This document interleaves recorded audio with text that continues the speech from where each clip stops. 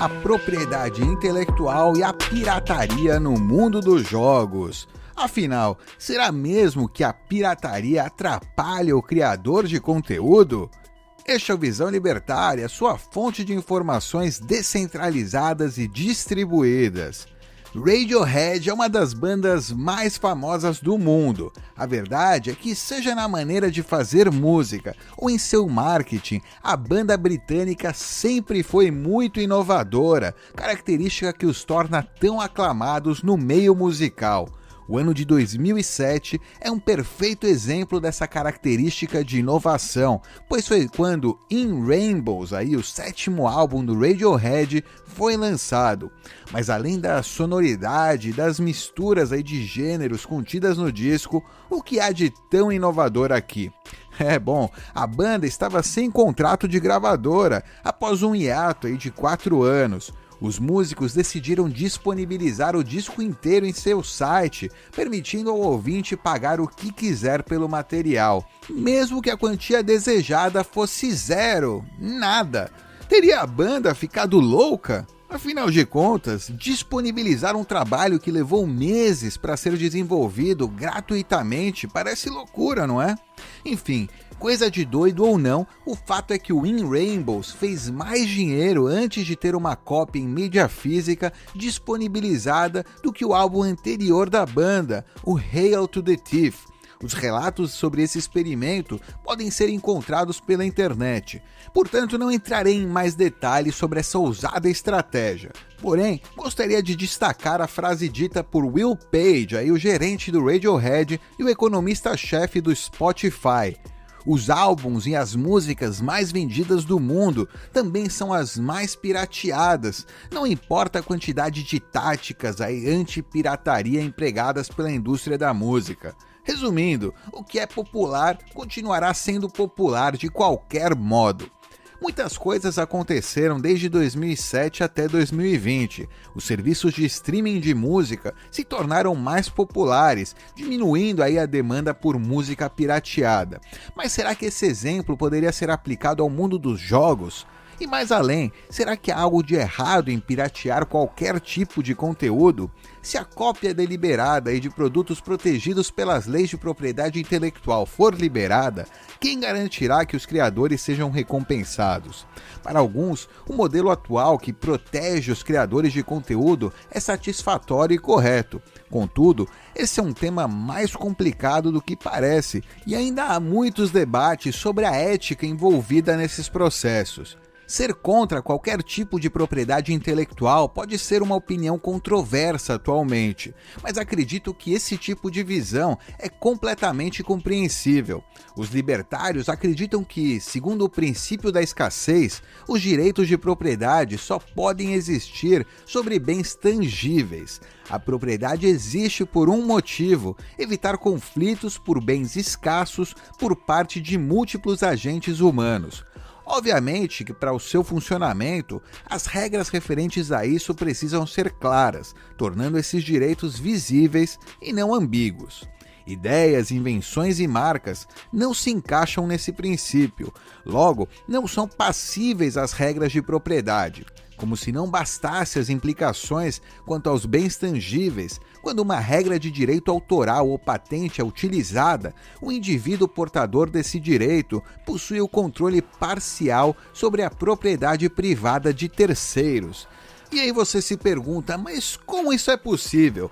Pensa aí, um desenvolvedor X ele poderá impedir uma pessoa Y que deseja reproduzir o código do seu jogo, mesmo que seja com o seu próprio computador, o seu próprio teclado e os seus próprios recursos. As mídias digitais não entram no princípio da escassez, pois podem ser facilmente copiadas em um processo em que o portador original não perde as suas informações.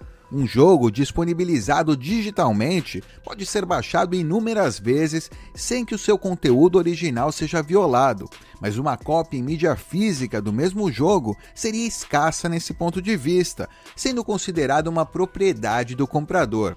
Deve-se frisar que, seguindo esse modelo, os contratos entre o autor e o comprador são válidos. Então, uma cláusula entre as duas partes, estabelecendo que os compradores não podem copiar o conteúdo dessa mídia, ela pode ser criada, mas ela não impede terceiros que não estão envolvidos nesse contrato de fazê-lo.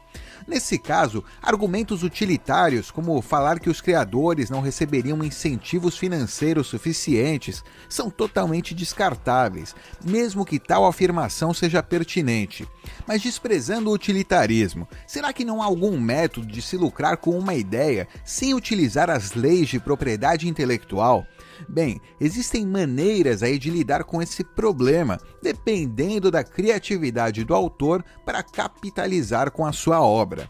Existem jeitos mais criativos de se olhar para esse problema, sem apelar para a propriedade intelectual. Do mesmo jeito que a comodidade aí proporcionada pelo Spotify reduziu drasticamente a pirataria no meio musical, muitas pessoas preferirão comprar aí seus jogos em plataformas conhecidas, como o Steam ou a Epic Store, por conta dos serviços proporcionados e pela sua segurança. Utilizando aí o ponto de vista libertário, seria totalmente válido uma plataforma colocar em sua cláusula medidas que buscam prevenir que os seus usuários copiem os jogos, mesmo que eu não consiga pensar aí em alguma medida efetiva neste momento. A livre competição entre empresas incentiva a criação de serviços cada vez melhores e mais acessíveis. O grande exemplo disso está nas plataformas de filmes e séries, em que as pessoas optam pela praticidade de assinar o seu serviço favorito, ao invés de ter o trabalho de procurar por um conteúdo gratuito. A competição entre as empresas desse ramo, sendo a Netflix e a Amazon Prime aí as mais conhecidas, gera uma corrida pela satisfação dos seus clientes, onde a redução de preços e o aumento de funcionalidades e conteúdos se tornam práticas comuns. Como citado no início desse artigo, o caso do Radiohead pode ser considerado um sucesso tanto em termos econômicos quanto em marketing. Mesmo sem possuir um contrato aí para distribuir fisicamente o seu novo álbum, o disco arrecadou mais do que anterior, sem a obrigatoriedade de se pagar pelo conteúdo digital. Poderia a indústria dos jogos seguir esse exemplo? O pioneirismo dos músicos nesse caso foi admirável, mas é totalmente compreensível que os desenvolvedores tenham medo de utilizar uma estratégia tão arriscada.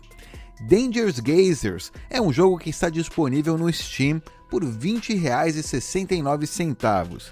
Recentemente, o seu desenvolvedor disponibilizou um torrent contendo a versão completa do jogo totalmente gratuita. Shota Bodokidze, o grande responsável por esse ato, garantiu que não há nenhuma pegadinha nisso e que os interessados poderão jogar a versão completa sem pagar nada. O fato é que essa tática deu certo e Danger Gazers teve um aumento de 400% em suas vendas no Steam. Como é possível notar nos reviews aí da sua página no Steam, o jogo conta com o apoio de jogadores que não se interessam pelo gênero. O sucesso foi tão grande que o seu desenvolvedor criou um Patreon aí para que os usuários possam ajudar a empresa de uma forma mais direta. Por fim, todo processo que disponibilize uma mídia de forma acessível inevitavelmente se tornará mais popular. Para os libertários, bens intangíveis não deveriam ser considerados propriedade, já que não caem no princípio da escassez. Os questionamentos sobre como o criador de um jogo, livro ou qualquer tipo de ideia irá capitalizar com isso são válidos. Contudo, o grande problema para quem desenvolve algo não é alguém usar o seu trabalho de graça, mas sim buscar maneiras de se financiar através do projeto. É isso aí, obrigado por sua audiência. Este artigo foi sugerido e escrito por Paulo Almeida, revisado por JJ Liber e narrado por Bitdove, do canal Bitcoinheiros. Se você gostou deste vídeo, clique no ícone de curtir aqui abaixo e compartilhe em suas redes sociais. Se deseja ser notificado de novos vídeos, clique em inscrever-se e depois no ícone do sininho. Até a próxima, tchau!